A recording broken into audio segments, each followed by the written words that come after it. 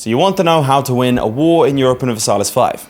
That's understandable. Battles can be very tricky. I'm going to be going over the very basics of the war system all the way into how damage is calculated into battles, really into the nitty-gritty. And then I'm going to give you some suggestions as to which nations that you should pick to focus on learning the systems. To make things easier for you, I've broken down this video into several different categories that you can scrub through using the timeline at the bottom of the video. If you're curious about how to play the other aspects of EU5, then make sure to check out my tutorials. I have linked a playlist down in the comments below. Otherwise, like the video and subscribe, and let's get cracking.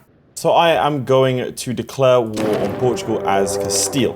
Before we look at any battles, it's important to have a look at the troops. So over here, we have our military screen. These are the different modifiers that we get. Each of these does a slightly different thing. You can find out the exact numbers by hovering over, but generally speaking, we have army tradition, which can help your morale and siege ability, your army experience, which will decrease the amount of damage that is taken. That's very important, and you'll see why in a bit. We have our morale, that's how long we can stay in a battle for. Discipline is how much damage we do to the opponent, and it also negates damage that we receive.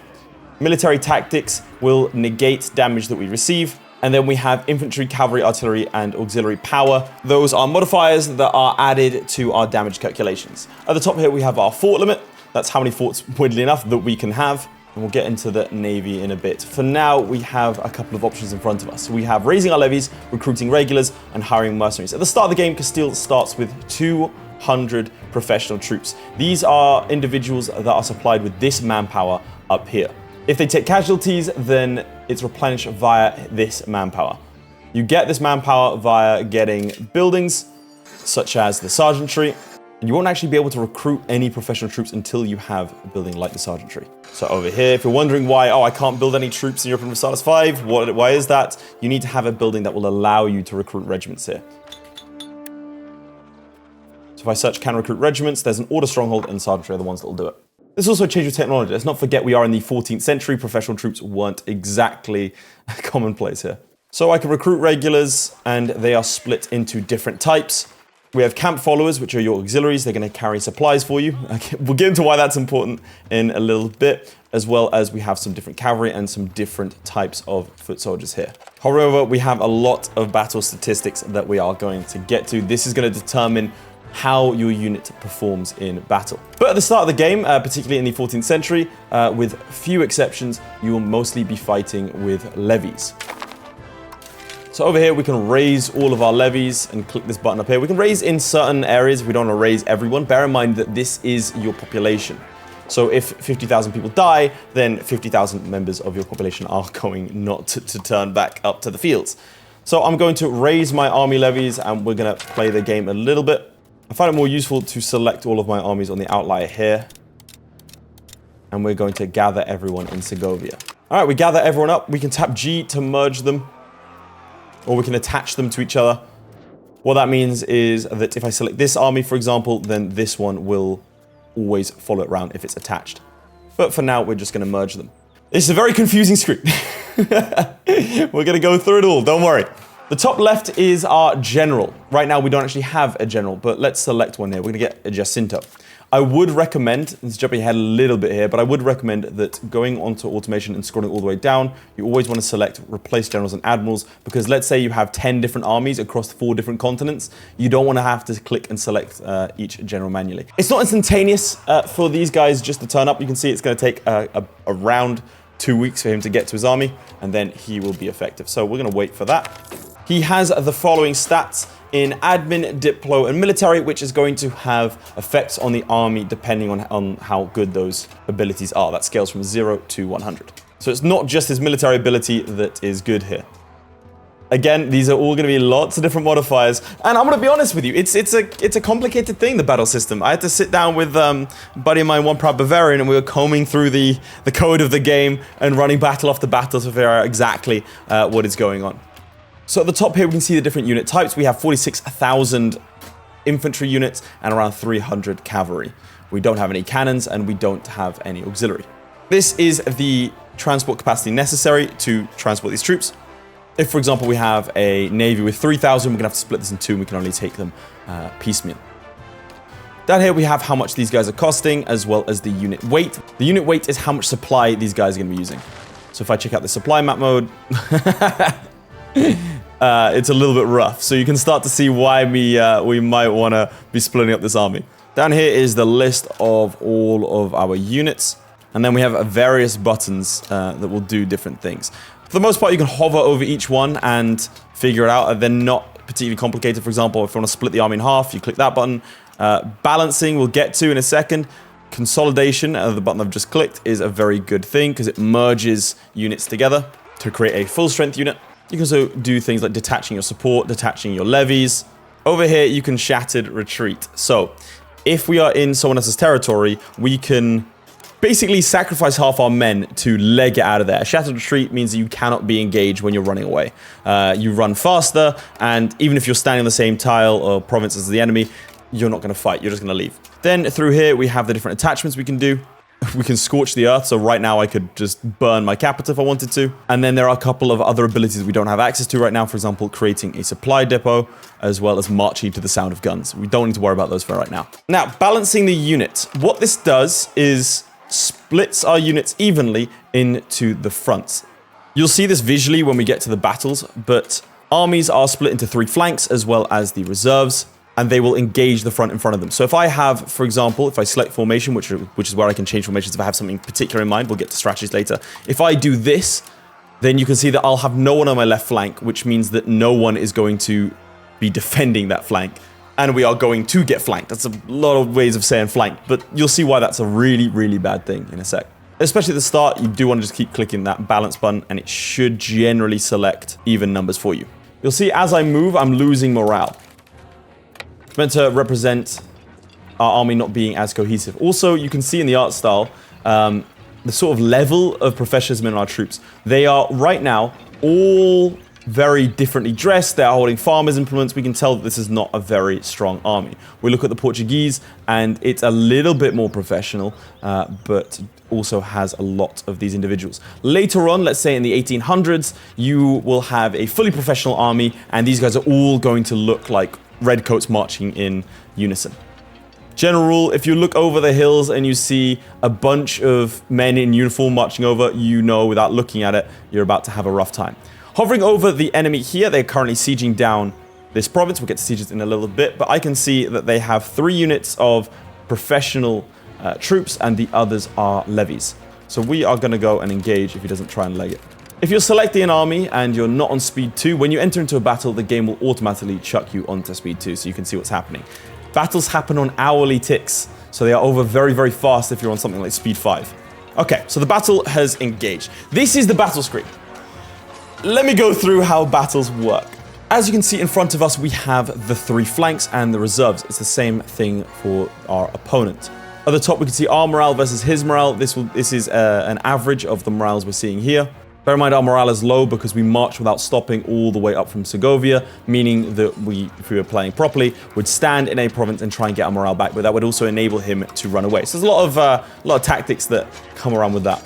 Up here, we can see our stats versus his stats. For example, we see that his morale is 3.56 versus our 4.17. This is your max morale, to be clear. Here, we see the dice roll. This is going to represent the base damage before all modifiers are added and multiplied, and the equations are put in, and higher number is better. This is also affected by things like your terrain. For example, we have marched in over here, and that's going to give a penalty of +2 to the attacker in combat. Because it's a fort, we get the defender bonus, which means that Portugal actually rolled a 4, but they get -2 to their dice roll. We rolled terribly, we rolled a 1, but you can start to understand that managing the terrain is a very good idea.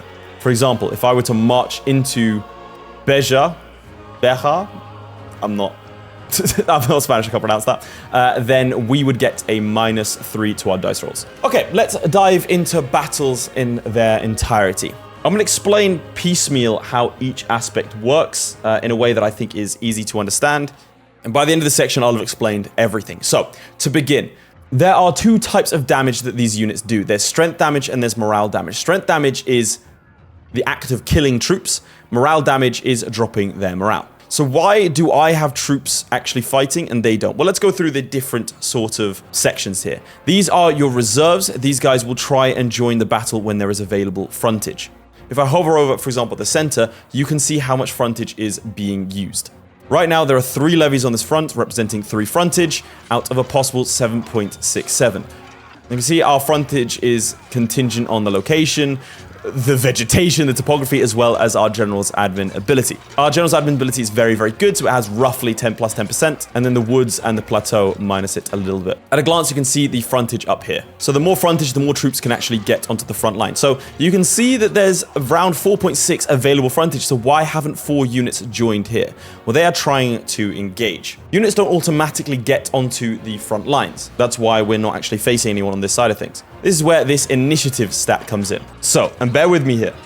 I'll explain it in sort of plain English first, and then I'll get into how this works. But essentially, every hour, each unit is going to try and join the battle. They are more likely to the higher initiative they have. These guys have 1 initiative, so our initiative is quite low, versus, for example, this cavalry unit, which has an initiative of 2. So higher the initiative, the more likely they are to join the battle. That's the basics. Let's go into exactly what that means. So every tick, so every hour, a D100 is rolled, and let's say it rolls a 50 in this case.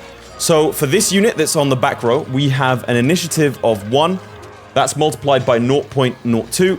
You add that together to 0.02 multiplied by the amount of hours. In this case, it's your only 1 hour has been in combat. So we come out with 4, basically. 0.04. That is lower than the 50, and therefore it doesn't join the battle. You can choose to refer to the plain English or the maths. It's entirely up to you. So you can start to see that, for example, if this unit had 7 initiative, then that chance would go up to 18% instead of 4%. Usually high initiative troops are a lot weaker, but they can take to the front line a lot quicker. And so these individuals here, along with these 2, managed to roll sufficiently, I guess, low enough that they were able to join the battle. We'll get to these guys who aren't engaging anyone in a second. For now, let's have a look at this. So this is how damage is calculated. I will say that there is work being done on the tooltips, and battles are likely to be tweaked and changed, so I'm going to go over the basic concepts versus specific numbers here. It's a good job I focused on the theory, because as I predicted, battles have been tweaked slightly just before release. Now, the fundamentals are still the same, so the tutorial is still in vogue, but I do want to point out a couple of changes that have been made before we get into the meat of it. The main thing to note is that this hourly multiplier has been changed to 0.2 versus the 0.5 that you'll see on the other screen. This means that battles will be a lot slower than they were previously, and levies have been nerfed. They have a minus 10% to their overall discipline over here, as well as a minus 10% to their total damage output. They are still better than professional troops at the start of the game, given this base damage from 1,000 men. I'll get more into the exact numbers in this tutorial, but it is important for you to keep in mind, especially at the start of the game and early mid-game, levies will be better than your professional troops, unit for unit. Not man for man, unit for unit. But you can see that the dice roll here is 1, which means there is a base damage of 0.2. Promise not to go into numbers, but I know people care. For each dice roll, that number goes up by 0.04. So for example, if we rolled a 2, then it would be 0.24. At that point, your various modifiers are added. For example, your discipline, whether or not you're flanking, how good you are. And here's that military tactics. They have a military tactics of 2.01, and so the damage that they receive is reduced by 50.24%. There's a lot. Again, I'm going to try and not dive too much into numbers, but you got to trust me, when OB and I sat down, we trawled over this for hours, so I'm real deep in the source when it comes to this. But essentially, the higher your military tactics, the less damage that you're going to take. Even though they're levies, they're still going to take 50% damage. At that point, it's expressed as a fraction of 1,000. Now, what does that mean? So in EU5, a base unit, in EU5, 1,000 troops is considered base, which means if you have lower than 1,000 troops, let's say you have 500, damage is going to reduce by 50%. If you have 2,000 troops in a regiment, then damage is going to be doubled. So later on, when you have single regiments that have 3,000, they're going to do 3 times the amount of damage. Given this is the start of the game and we're looking at the levies, you can see that the total damage from these 940 men are 0.09. Then after all that's been calculated, so again, imagine that damage is coming at 0.09, that's when things like strength damage done and unique modifiers are added. So that is what's causing the damage to this lot. And that is also happening to me at the same time, and so on and so forth. So you'll get the sense that over time, men fight, men die, and some men will flee the battle. But what's happening over here? Well, no one is taking the field just yet. They haven't been lucky enough, which means that these guys aren't engaged. They're actually doing 200% morale damage because they're not being engaged. So they basically get freebies. They get to attack this back line without taking any casualties. And now we've gone forward a tick, someone has joined the battle, and so now everything is going to be focused on this guy here. But still, on our right flank, no one is engaged. They still haven't gotten lucky enough yet. But over time, as I let it play out for a couple of ticks, you can start to see more and more troops joining the battle. And now you can see that I can't actually bring any more troops in because the frontage is full. We'll go into specifically how we can utilize this in a second. But that, in a nutshell, is generally how battles will work. We'll start to see our casualties go up here, as well as how many men are retreating. And so over time, we break one of these flanks. Now, this is the other thing I need to discuss. You start to see that these guys don't have anyone in front of them. So if there's no one in front of them, they'll attack this, this section here, the right flank, but not on the front line. If no one is there, then they will start to flank. Flanking is really, really good because it means that these guys are attacking this lot, as well as these guys attacking these individuals here. And some troops, for example, cavalry, get a bonus to flanking. So this unit here does 200% flanking damage. So when it's engaging an enemy that's not on its front, it does 200% damage. So you can start to see how maybe you want to overstack one flank with full cavalry to destroy the opposing flank and then go in. So this center could be weaker, but because it's getting flanked, we will do way, way more damage, particularly if it's cavalry. And once a unit starts to flank, you'll see quite quickly it will collapse. It's taking damage from multiple sources, and the bonus here is that these guys aren't actually being engaged, so they don't take any strength or morale damage, and the battle is won. At the end, we'll get to see our casualties that we've dealt and received. We've dealt massive 8,000 casualty, and we've received 2,000. You can see up here when we select the war screen how much value that was. From one battle, that was 25 war score. Now, this will actually give us a ticking war score because the war goal for the no casus belli, is show superiority, which means winning enough battles. So we're going to get this ticking war score. You get ticking war score up to 25. So if I were to sit back and not engage Portugal, Portugal to not engage me, then we would get a total war score of 50%. So that's your basic battles there. Now, a couple of things to note is, bear in mind that scaling of 1,000. At the start of the game, our regular troop units have 100 men, which means that even though they're professionals, they will be scaled down to just 10% of the damage. So at the start of the game, levies are king, and this is something that will continue on into the early mid game because they have a base size of 1,000. Doesn't mean that all of them have 1,000. If I scroll down here, for example, 722, this might not be because they took casualties, but because they were raised in an area that just doesn't have that kind of population to support that many levies. However, in more populous areas where they have 1,000 troops, that means they're doing, at the start of the battle at least, 100% damage versus the professional troops 10%. Later on, professional troops will scale to 3,000 per regiment, and then you'll see them do 3 times the amount of damage that levies would do, and they would have higher base stats as well. So those are battles, but what about wars in general? Well, at the top here, you can see that we have food capacity when it comes to these troops. It'll also tell you where food is coming from. So if I were to dive into this fort here,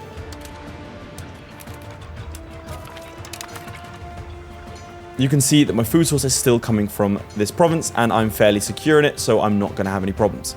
If I were to strike deep into enemy territories without a clear line behind me, that is when I'm going to be suffering the consumption of food. And you can see here, I have 2 months capacity in this army here, which means I will run out in 2 months' time. We'll get into the Navy fully in a sec, but for now, I need to show you that you can do this. You can distribute food and gather food from nearby ports for your Navy, which means that if I'm sitting on this port here, you can see that I'm starting to suffer that food shortage that I told you about, and I'll have to rely on my Navy to supply me. Also, I can just take the territory, and that will sort me out as well. This is now my food source. So if I'm going to go over here and try and take this territory, this is going to be my food source. And you can see the same thing goes to my Navy. My Navy is starting to run out of food as well, because I'm quite far away from any of my ports. Another thing to note is hidden territory. So different topography have different vision stats, I think the best way you can call it. So for example, I'm standing in this province, and because this is a plains province over here, I can see it. If there was an enemy army standing here, I would be fine. So marching into this territory over here, I can't actually see what's around me. Now, I have placed the Portuguese army in this province, but you wouldn't be able to tell. So if I march in, I'm not going to know until battle is joined that there's even an army there. See, there you go. So you can see, if I select my army, where these sorts of places are. This also means you can lay traps, particularly for the AI, because, for example, if I've taken this fort here, I know the AI wants to take it, but if I stand right here, he won't know I'm there. The AI cannot see you either. So it's just good to note that if I'm marching in, there could be an army of 50,000 men here and I just wouldn't know. So things like fog of war and hidden troops are very, very important because a lot of new players will not understand. Oh, well, where was that army? Yeah, they were hidden. It's a little tricky. Now let's have a look at a siege. So here is how sieges work. We have siege phases. So in this case, they are 21 days. The base is 30 and they're impacted by these different modifiers. If, for example, Portugal had ridiculously high fort defense, then these siege phases would last longer, which means the siege is going to last longer. Each siege phase, a dice is rolled. It's from 1 to 14. So basically you score from anywhere from 1 to 14. We've scored 9 in this case. The modifiers are added together. In this case, it's 9 plus 4 because of the siege accumulation, how long we've been sieging, minus 2 because of the level of fortification that we're sieging, and then we have the artillery impact and the breaches. If, for example, I add a full stack of artillery here, then it would give me plus 5 to the siege. So for very well-defended forts, especially in places like the mountains, you're going to need artillery to make any sort of headway, because obviously I am going to be taking attrition. Right now I have my food line secured and I'm okay, so I'm not taking too much. We can see here I have 22,576 men sieging versus their originally 187 garrison, but it went down to 152 because of the amount of troops that have been dying due to the ongoing siege. So what does rolling a dice even mean in this case? So our total bonuses are 2. We have rolled a 9, which means we get 11. That is a supplies shortage. You can see the chance of each of these things happening, and when they do, they will do different things. Status quo means nothing changes. Supply shortage, 2% of the garrison loses their strength. Food shortage, 3% lose their strength. Water shortage, 5% loses their strength. And if we get a defender's desert, 10% of them lose their strength. For right now, we have a minus 21% chance of that happening. So surrender is impossible happening on the next siege phase. But if we go speed 5 for a little bit, you'll start to see, there we go, supply shortage, more in the desert. We see a food shortage, more in the desert. And now we'll see there's a 7% chance that they surrender. Because of this siege accumulation, it means that it's more likely we're going to be getting this surrender. So a 7% chance, a 14% chance. And we're waiting to roll 20 or above. And there we go, we actually do.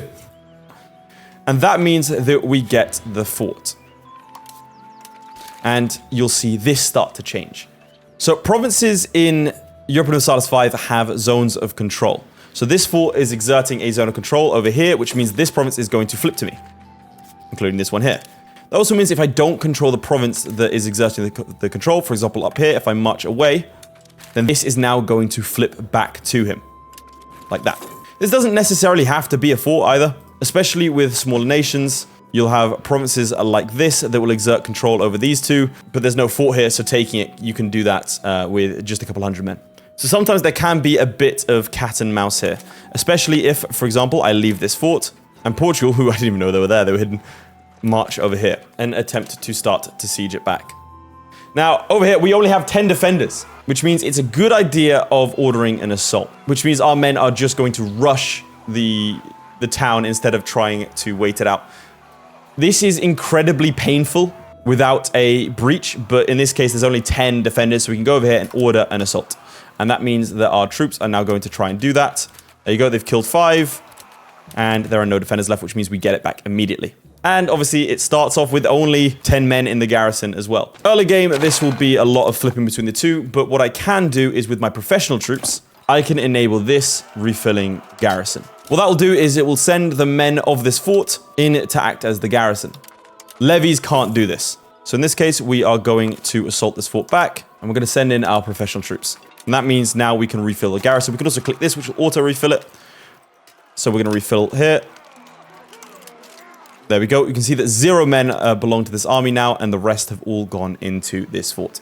So now into strategies. How can I, in this case, as Portugal, win? You can't really, especially after losing a big battle like Portugal did. They really don't have the ability to replenish themselves. Levies will not replenish until sent home and re-raised. So losses are damn near permanent, and professional troops, you are going to need to pull on your manpower pool. So only take battles that you are fairly certain you're going to win.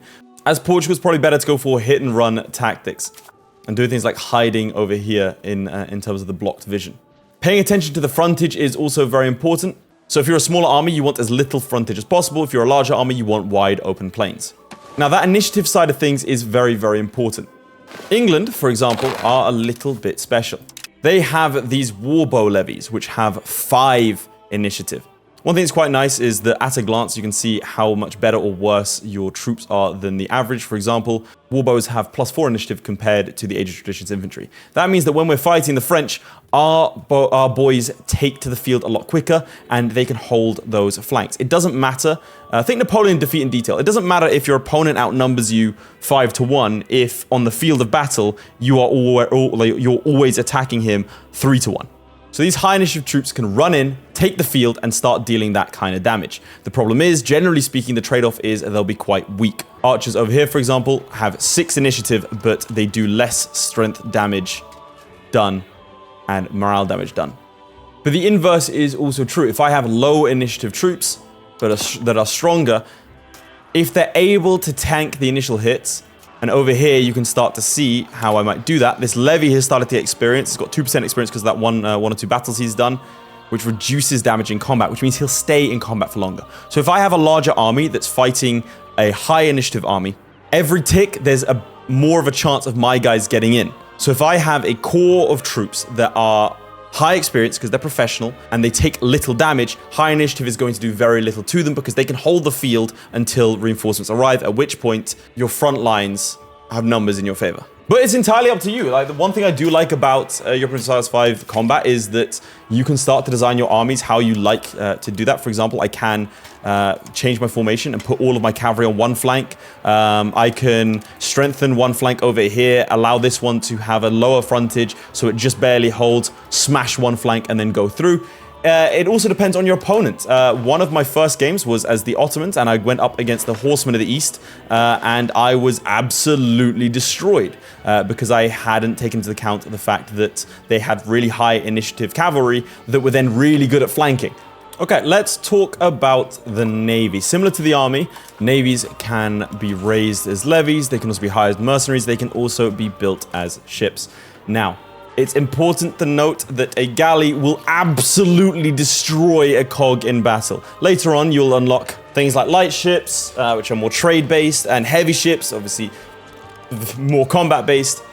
But at the start of the game, a professional traditional galley will just destroy a transport fleet. Building galleys and cogs like this are the same as normal land troops, but you're going to use your sailors instead. Similarly, if you want to find out how to get sailors, go over here, monthly sailors, and these things will give it to you. Fishing villages can be built in rural areas. In terms of your navy statistics, it's a similar looking screen to the army, and frankly, these do mostly the same things. I will point out that naval damage is split into sources of damage increase and damage reduction. Then we have the individual power of the different ships, as well as our naval range over here. This is specifically how far our ships can go before they'll need to come back to resupply. One other thing is we have a blockade capacity down here, and like armies, you can get these guys to perform automated actions. The military objective you're going to use the most is patrol the seas. It's most useful in peacetime, and you'll learn more about it in my economic tutorial because it's going to increase your maritime presence. Well, France declared war on me. Okay, thanks, France. I was just trying to show this off. Okay, so there are 54 ships here, right? So I've tagged in as Flanders, and I'll show you. I mean, I didn't even get a chance to show you. That's how quick it is. All right, instead I've gone back to Portugal and Castile. A battle is going to be joined here, and you'll see that the battles themselves look very much like the land battles that I've already showed off. We have a reserve, we have different flanks, and then we have our combat. And battle is going to join in much the same way with the different dice rolls. And as always, when we get flanked, the battle is over. In terms of my recommendations as to who to play so you can figure out war, I would recommend England or France if you are bold enough to get to grips with the military system in terms of large amounts of levies and generally fighting each other. You will probably lose that if you are France. And if you're playing as England and you're not careful, you can get swamped due to vassals. But it's a good way of learning the game for sure. On the flip side, the Teutonic Order starts at war with the Duchy of Lithuania. They have a slightly different situation. As they are a military order, they actually can rely a bit more on professional troops. They have 7,300 manpower at the start. And so you can start to test out some strategies using those professional troops. Otherwise, for pure expansionism, the Ottomans are a great pick. But in order, Castile first, so you can fight, for example, Portugal to understand how battles work and how the different buttons are. England to fight with levies, and the Teutonic Order to fight with professional soldiers. If you're interested in more EU5 tutorials, I'll have a playlist down below pinned in the comments. I'll be covering things like your basic economics, how trade works, as well as international organizations, situations, diplomacy, the works. If you have any specific questions about war itself, then please do drop them in the comments and I'll see what I can do to answer them. Otherwise, chaps, keep your eye out for more EU5 content and I will see you all next time. Make sure to like the video and subscribe. Goodbye.